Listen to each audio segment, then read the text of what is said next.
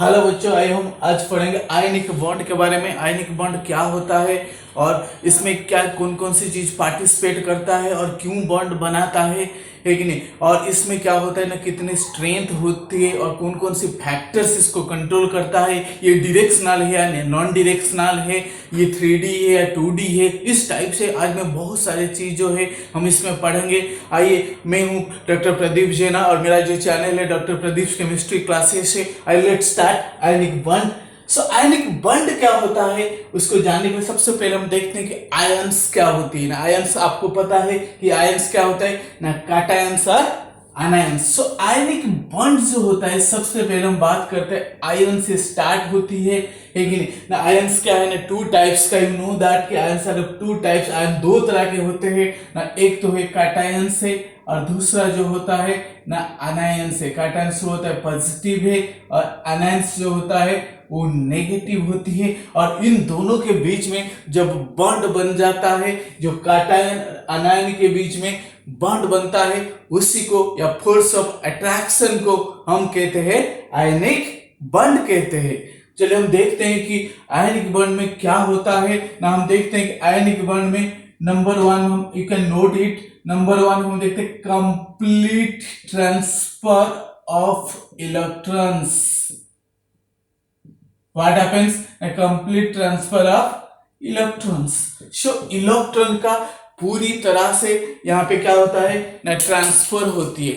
Electron का पूरी तरह से ट्रांसफर होती है ना। किससे ट्रांसफर होती है? हम देखते हैं कि कैटायन से अनायंस तक ट्रांसफर होता है। सपोज मैं लिखूंगा कि सोडियम है ना, सोडियम का एटॉमिक नंबर क्या है ना, 11 होती है। तो कन्फिग्रेशन इसका हो गया 2, 8 एंड 1। इसका मतलब आउटर मोस्ट सेल में इसकी क्या होता है ना, एक इलेक्ट्रॉन एक्स्ट्रा है कि नहीं।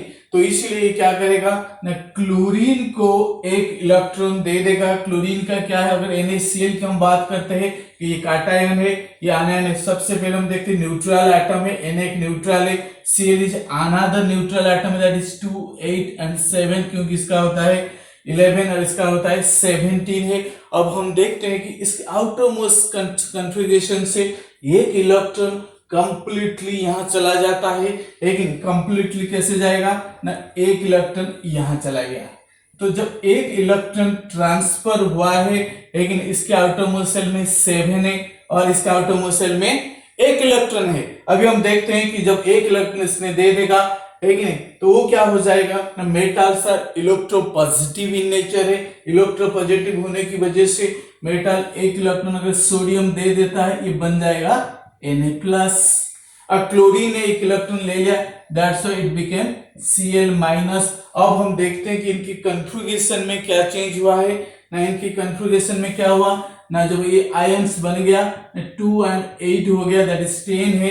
नियरेस्ट नोबल गैस कन्फिग्रेशन को इसने अटेंड किया, मीन स्टेबल हुआ है। और दूसरी बात हम यहाँ पे देखते हैं क्लोरीन के पास क्या हुआ, क्लोरीन के पास हो गया 2, 8 एंड 8। सो दोनों जो स्पीसीज है, ये कैटायन है, सोडियम प्लस है, ये Cl- है, दोनों क्या किए ना, यहाँ पे ना नोबल गैस कन्फिग्रेशन या इनर्ट गैस कन्फिग्रेशन को अटेंड कर लिए। दैट मीन्स जो ट्रांसफर के थ्रू में क्या हुआ ना, ये स्टेबिलिटी को अटेंड किए। तो हम कह सकते हैं ना आयनिक बॉन्ड इसीलिए बनता है ना, क्यों बनता है ना, स्टेबिलिटी को अटेंड करने के लिए बनता है। क्लियर हो गया। अभी हम देखते हैं कि ये कैटायन है, ये अनायन है। जब एक इलेक्ट्रॉन इसने दे दिया है, ये बन गया Na+ और ये बन गया Cl-। और NaCl जो है ना, पॉजिटिव नेगेटिव आपको पता है, पॉजिटिव नेगेटिव क्या करता है ना, अट्रैक्ट करते हैं। क्लियर। सो जो पॉजिटिव और नेगेटिव अट्रैक्ट करते हैं, उसमें क्या हो जाता है ना, इनके बीच में आप देखिए कि एक फोर्स ऑफ अट्रैक्शन जो है डेवलप होता है। सो Na+ और Cl- के बीच में, एक पॉजिटिव और नेगेटिव के बीच में क्या होगा, एक फोर्स ऑफ अट्रैक्शन जो है इनमें डेवलप होगी। उसको हम कहते हैं इलेक्ट्रोस्टैटिक फोर्स ऑफ अट्रैक्शन। क्या होता है ना, electrostatic force of attraction. Clear. So इसको हम कहते हैं इलेक्ट्रोस्टैटिक फोर्स ऑफ अट्रैक्शन। जब दोनों के बीच में electrostatic force of attraction exist कर रहे, इसीलिए आयनिक बॉन्ड का दूसरा नाम क्या है ना, इसका नाम है इलेक्ट्रोवैलेंट बॉन्ड कह सकते हैं इसको क्या कह सकते हैं ना, इलेक्ट्रोवैलेंट बॉन्ड कह सकते हैं। सो आयनिक बॉन्ड का सेकेंड नेम या दूसरा नाम जो होता है इलेक्ट्रोवैलेंट बॉन्ड होती है। अब हम बात करते हैं कि व्हाट इज इलेक्ट्रोवैलेंस। बिल्कुल भी आज एकदम फोकस कीजिए इस टॉपिक के ऊपर। जो कुछ आपको पहले से नहीं पता है मैं इस वीडियो में आपको जरूर एक एक चीज करके बताऊंगा, लेकिन इन डेप्थ तक आज हम जाएंगे। सो हम देखते हैं कि कितने इलेक्ट्रॉन ट्रांसफर किया। यहाँ पे नंबर वन इलेक्ट्रॉन ट्रांसफर हुआ। सो जितने इलेक्ट्रॉन ट्रांसफर होता है उसको हम कहते हैं इलेक्ट्रोवैलेंसी। क्या कहते हैं, इसको हम कहते हैं इलेक्ट्रोवैलेंसी कहते हैं। इलेक्ट्रोवैलेंस क्या होता है ना, नंबर ऑफ इलेक्ट्रॉन ट्रांसफर, जितने इलेक्ट्रॉन ट्रांसफर होता है। बट Na और Cl की कंडीशन में क्या हो रहे ना, एक ही इलेक्ट्रॉन ट्रांसफर हो रहे, तो इसलिए हम कह सकते हैं इलेक्ट्रोवैलेंसी इज 1। अगर मैं दूसरे एग्जांपल आपको मैं बताता हूं MgCl2। अगर MgCl2 की बात करते हैं तो ये भी एक अनदर आयनिक कंपाउंड है, लेकिन Mg में क्या होगा ना, Mg+2 और Cl-, तो यहाँ पर 2 इलेक्ट्रॉन ट्रांसफर जब करेंगे तो इसीलिए इलेक्ट्रो EV मतलब इलेक्ट्रोवैलेंसी में इसको लिख सकता हूं 2। सो अभी आपको ये क्लियर हो जाना चाहिए 3 थिंग्स के बारे में अभी तक मैंने फोकस किया है। सबसे पहले हम देखते हैं आयनिक बॉन्ड किसके बीच में बना ना, 2 आयंस के बीच में बना। वो दोनों क्या है, एक काटायंस और दूसरा है अनायंस। और सेकेंड थिंग है कि जब यहाँ पे इलेक्ट्रॉन ट्रांसफर होता है ये कंप्लीट ट्रांसफर होती है, और ट्रांसफर के थ्रू में स्टेबिलिटी अटेंड करते हुए नोबल गैस की कॉन्फ़िगरेशन अटेंड करते हैं। जब ये नोबल गैस की कॉन्फ़िगरेशन अटेंड कर लिए और इनके ऊपर चार्ज आ गया तो इनके पास क्या होता है ना, फोर्स ऑफ अट्रैक्शन आ जाती है, और इसको हम कहते हैं electrostatic force of attraction. I can write in the short form that is EFA। So you can write as EFA by electrostatic force of attraction. और जितने इलेक्ट्रॉन यहाँ पर क्या हो रहे ना, शिफ्ट हो रहे, उसको हम कहते हैं number of electron transfer, that is called electrovalency. अगर मैं NaCl की बात करता हूं यहाँ पर 1, अगर मैं MgCl2 की बात करता हूं, Mg क्या होता है, आउटरमोस्ट सेल में 2 इलेक्ट्रॉन्स होती है, तो 2 इलेक्ट्रॉन क्लोरीन को दे देता है, तो इसलिए इलेक्ट्रोवैलेंसी 2 हो जाती है। क्लियर। अभी हम बात करते हैं कि ये जो बॉन्ड फॉर्मेशन हुआ है क्यों हुआ ना, स्टेबल होने के लिए हुआ, क्योंकि दोनों का दोनों स्पीसीज से स्टेबिलिटी को ऑक्युपाई कर लिए। क्लियर। अभी हम आगे की तरफ बढ़ेंगे, मैं इसको इरेज कर रहा हूं। अभी हम देखते हैं कि जो आयनिक बॉन्ड होती है, आपके मन में सवाल आ रहा होगा, क्वेश्चन आ रहा होगा, लेकिन कई सारी चीज आपके मन में आ रहा होगा, सर ये बताइए ये आयनिक बॉन्ड जो होता है ये डायरेक्शनल होता है या ये नॉन डायरेक्शनल होता है। मैं आपको अभी इस समय बताने जा रहा हूं ये डायरेक्शनल होगा या नॉन डायरेक्शनल होगा। तो आप अभी तक क्या आपको समझ आया है, क्या आपको पता है, I don't know, but I am telling you that it is a non directional bond है। ये क्या है, ये एक नॉन डायरेक्शनल बॉन्ड है। ये क्या है, नॉन डायरेक्शनल बॉन्ड। इधर ही हम काम करेंगे अभी, क्योंकि नॉन डायरेक्शनल कोई डायरेक्शन नहीं है ना। Na+ ये हो गया काटायन है, अनायन को मैं क्या कर सकता हूं ना, Cl- को मैं यहां भी लगा सकता हूं। क्लियर। या फिर मैंने Na+ अगर इधर है मैं नीचे भी लगा सकता हूं। सो देयर इज कोई यहाँ पे क्या है ना, कोई भी डायरेक्शन नहीं है। मैं Cl को यहां भी रख सकता हूं, यहां रख सकता हूं, यहां रख सकता हूं, कहीं भी रख दो। क्लियर। तो इस तरह से क्या होता है ना, इसका कोई भी डायरेक्शन नहीं है। सो you can say that ionic bond is non directional. ये कोवलेंट बॉन्ड की तरह नहीं है। और मैं अगले वीडियो में कोवलेंट बॉन्ड की बात करूंगा, तो आप जरूर इस वीडियो को, अगला वीडियो को देखना है। बट यहाँ पर हम देखते हैं कि नॉन डायरेक्शनल होता है, क्योंकि मैं जैसे बताया क्लोरीन कहीं पर भी आ सकता है चारों तरफ में, but the force of attraction is same. चाहे ईस्ट से आए, चाहे वेस्ट से आए, चाहे नॉर्थ से आए, चाहे साउथ से आए, लेकिन इस एवरी कंडीशन में क्या है ना, इसकी कोई डायरेक्शन नहीं, अट्रैक्शन इज सेम। तो it is clear that now the ionic bond is non directional है। अब हम बात करते हैं कि अगर आयनिक बॉन्ड बनता है तो ये कितना स्ट्रेंथ होगा है। क्लियर। अगर हम आयनिक बॉन्ड की बात करते हैं, मैं स्ट्रेंथ की अगर बात करता हूं, आपको ये समझ आना चाहिए कि सपोज मैं NaCl की बात कर रहा हूं या KCl की बात करूं तो which one is stronger, which one is stronger, इसको देखने के लिए कई फैक्टर से मैं आगे जाकर हम बात करेंगे, बट एक मोटा मोटी फैक्टर की बात करता हूं। लेकिन किसी भी बॉन्ड का आयनिक नेचर को हम कैसे इसको मेजर कर सकते हैं उसके बारे में बात कर रहा हूं ना। वो क्या होता है ना, इलेक्ट्रोनेगेटिविटी डिफरेंस। वो क्या होता है ना, इलेक्ट्रोनेगेटिविटी डिफरेंस। क्लियर, ये इनका मतलब मैं लिख दिया कि ये इलेक्ट्रोनेगेटिविटी, क्लियर ना, इलेक्ट्रोनेगेटिविटी डिफरेंस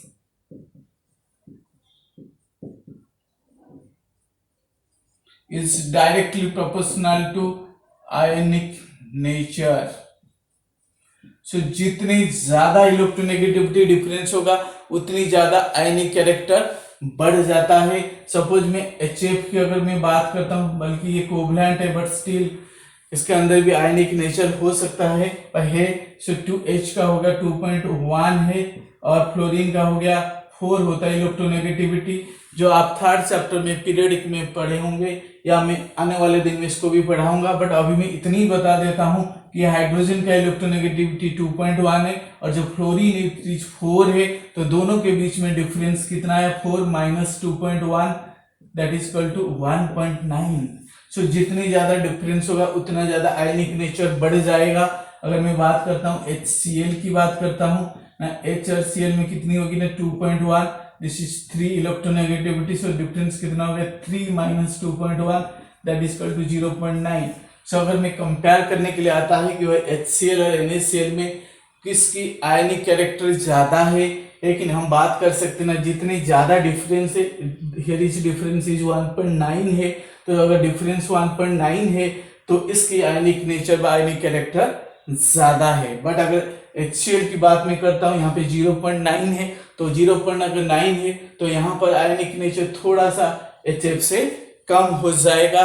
तो इसलिए आप बिल्कुल भी क्या करना है, इसको दिमाग में नोट कर लेना है और आगे के लिए भी इसको याद रखना है।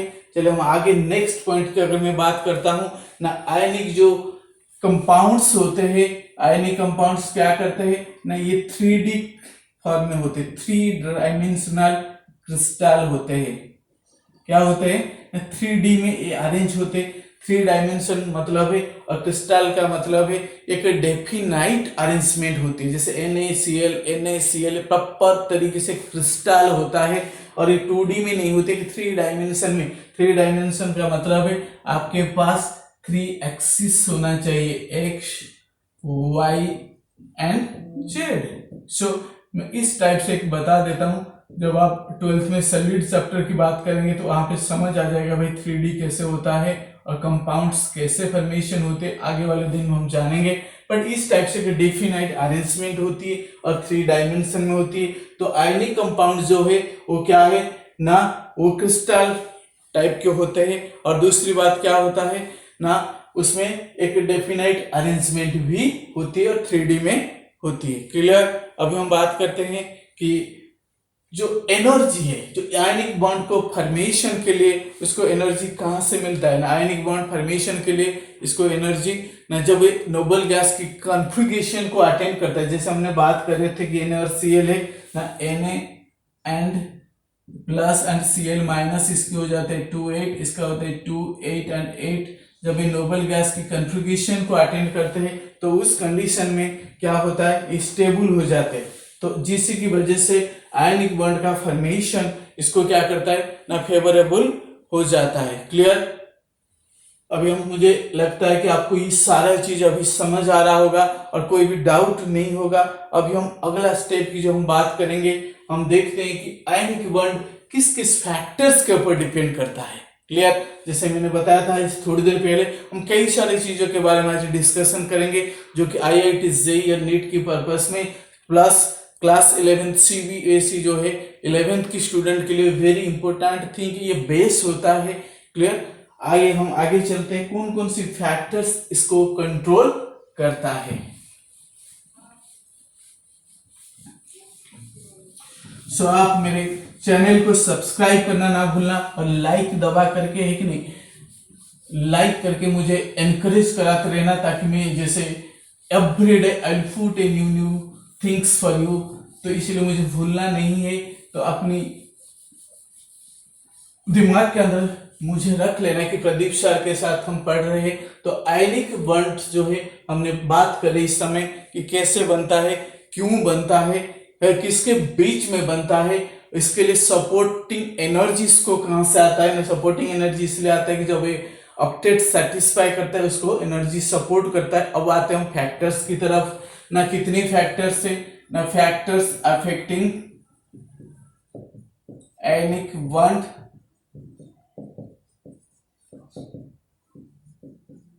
फॉर्मेशन।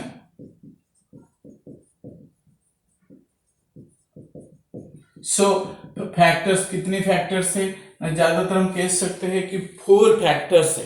कितने फैक्टर्स है? There are 4 factors which control the ionic bond formation है। Number 1 is ionization enthalpy, number 2 is electron gain enthalpy, number 3 is lattice enthalpy, and number 4 is order of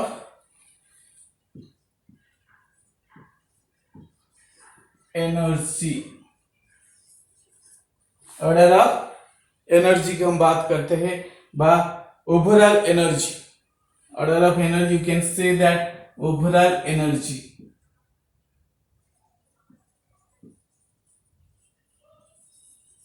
energy का क्या, इसमें इस तीनों फैक्टर्स पढ़ने के बाद एनर्जी का क्या काम है यहाँ पे।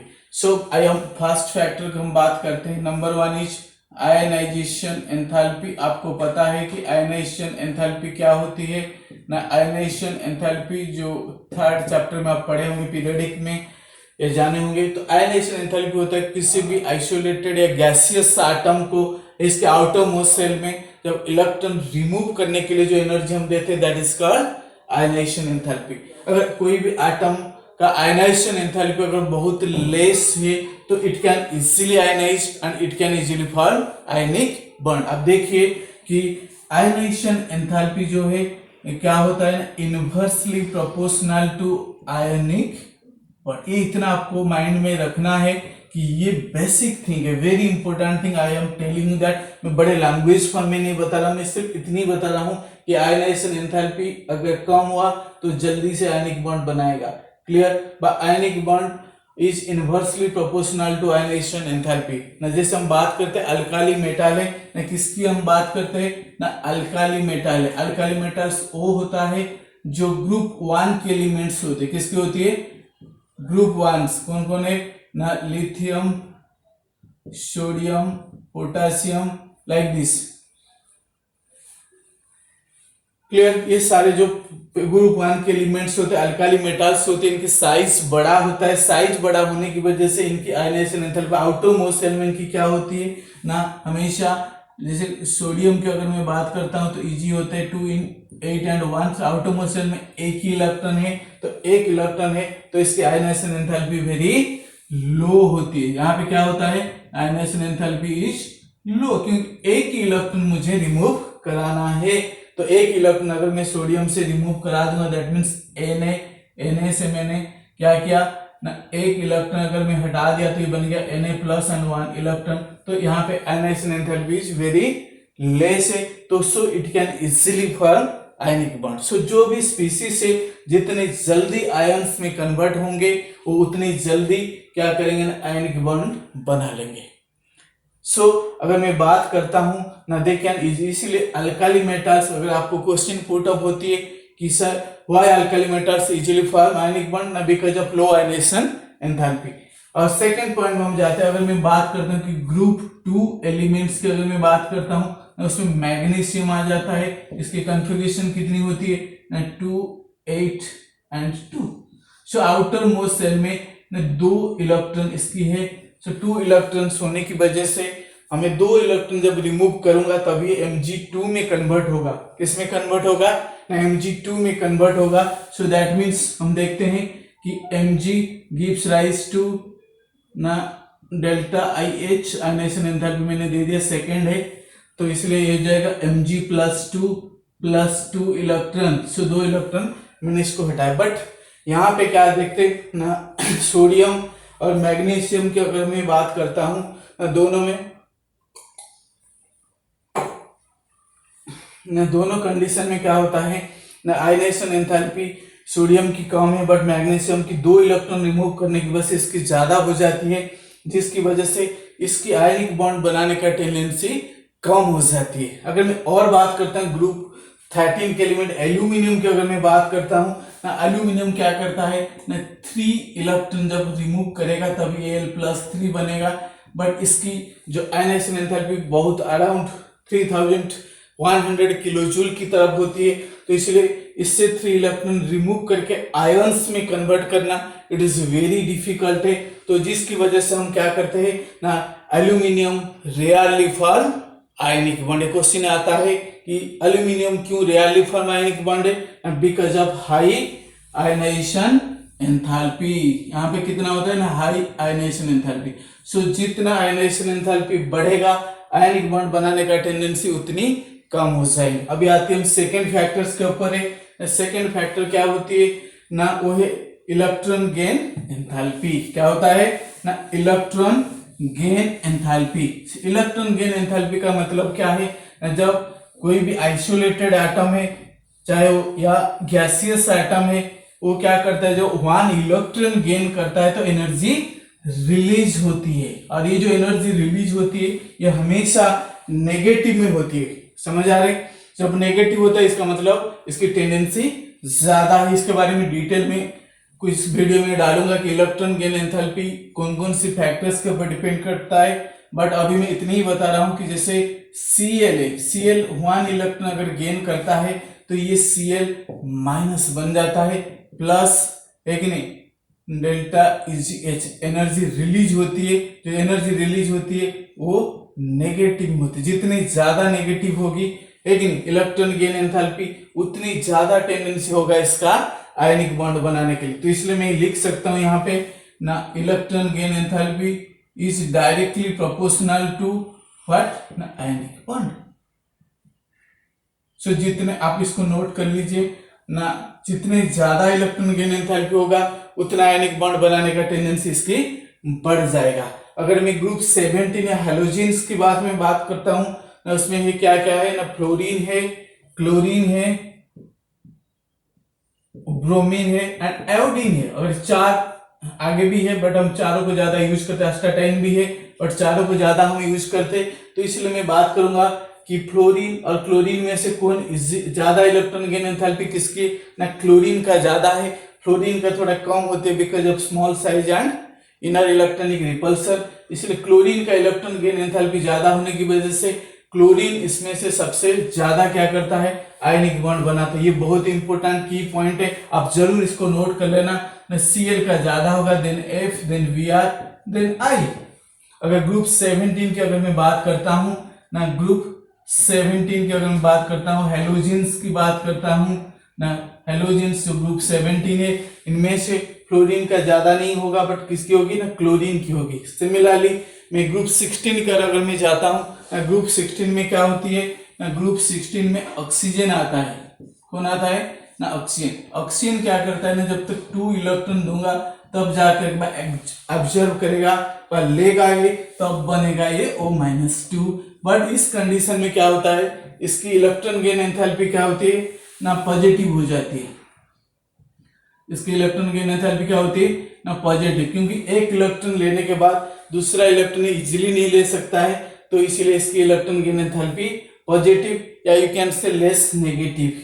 तो इसीलिए ग्रुप 16 एलिमेंट जैसे ऑक्सीजन है, सल्फर है, तो इनकी इलेक्ट्रॉन गेन एंथैल्पी पॉजिटिव या लेस नेगेटिव होने की वजह से इनकी आयनिक बॉन्ड बनाने का जो है टेंडेंसी, जो इच्छा है, वो क्या हो जाता है, कम ही हो जाता है।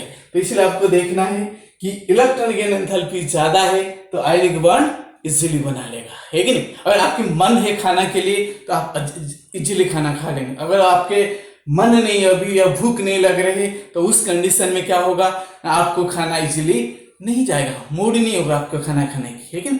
तो इसी तरह हम देखते हैं कि अगर ये इलेक्ट्रॉन एक्सेप्ट करने का टेंडेंसी कम है तो आयनिक बॉन्ड भी इजीली नहीं बना सकता है।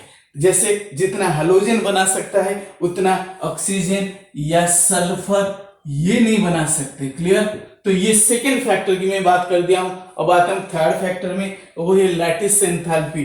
लैटिस एंथैल्पी क्या होती है ये आपको पता होगी, और नहीं है वो मैं बता देता हूं। लैटिस एंथैल्पी ये होता है जब कोई भी आयनिक कंपाउंड को हम ब्रेक करते हैं या 1 मोल ऑफ आयनिक कंपाउंड को हम फॉर्म करते हैं, जो एनर्जी रिलीज होती है वो होती है lattice enthalpy. Lattice, crystal lattice.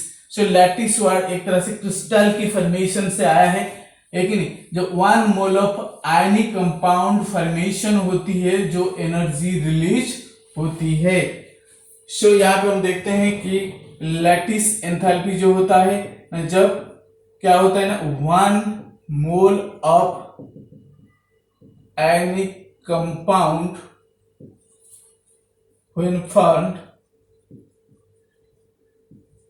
the energy released is called, इसको L.E में लिखते हैं lattice enthalpy. Clear? So 1 mole of ionic compound को जो फॉर्मेशन के टाइम जो एनर्जी रिलीज होते हैं या ब्रेक करने के लिए जो एनर्जी रिक्वायर्ड होती है that is lattice enthalpy. Lattice enthalpy again क्या होती है ना, ये एक तरह की ना जो दो आयंस पास में आते हैं कि नहीं, तो F is proportional to Q1 and to Q2 by d square like this. So इस कंडीशन में हम देखते हैं कि डिस्टेंस और दोनों का चार्ज की मैग्नीट्यूड के ऊपर डिपेंड करता है। लेकिन लैटिस एंथैल्पी और 2 फैक्टर्स के ऊपर डिपेंड करती है। एक number 1 is magnitude of charge, magnitude of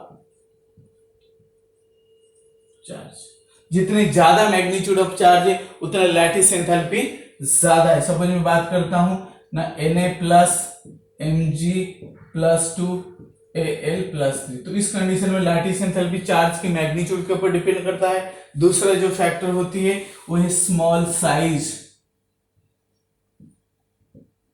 so small size का मतलब है, सपोज मैं बात करता हूं LiCl है, KCl इसमें पक्का क्वेश्चन पूछता है जेई वगैरह में या नीट में KCl।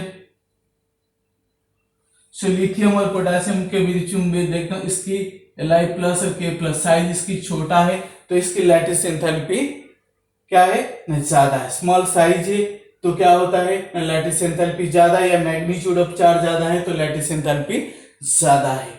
तो उस कंडीशन में क्या होता है ना, जितनी ज्यादा लैटिस एंथैल्पी रिलीज होगी उतना ज्यादा क्या होगा, आयनिक बॉन्ड फॉर्मेशन का टेंडेंसी ज्यादा हो जाए। अब आते हैं फोर्थ पॉइंट में, लास्ट है। अब फोर्थ पॉइंट की अगर मैं बात करता हूं ना, ये है ना ओवरऑल एनर्जी कितनी है ना। ओवरऑल एनर्जी की जो बात करते पहले जो 3 फैक्टर्स है उसको हम क्या कर देते हैं ना, 3 फैक्टर्स को कंक्लूसिव पॉइंट में हम आ जाते हैं ना ओवरऑल एनर्जी। ना ओवरऑल एनर्जी क्या है ना, आपके पास मैं बताता हूं ओवरऑल एनर्जी क्या है ना। अगर आपने क्या दिया है ना, इलेक्ट्रॉन एफिनिटी व electron gain enthalpy plus lattice enthalpy greater than ionisation enthalpy, तो ये दोनों कंडीशन में एनर्जी रिलीज होती है और यहाँ पे एनर्जी रिक्वायर्ड होती है। तो उस कंडीशन में जाके आपके आयनिक बॉन्ड बन सकता है। चलिए बच्चों, हम आज इस क्लास में आयनिक बॉन्ड की बात किया। अब अगले जो नेक्स्ट वीडियो होगा आप जरूर देखना ना भूलना। मेरे चैनल में जाके सब्सक्राइब करना, लाइक बटन दबा करके मुझे एनकरेज कराते रहना। Thank you all.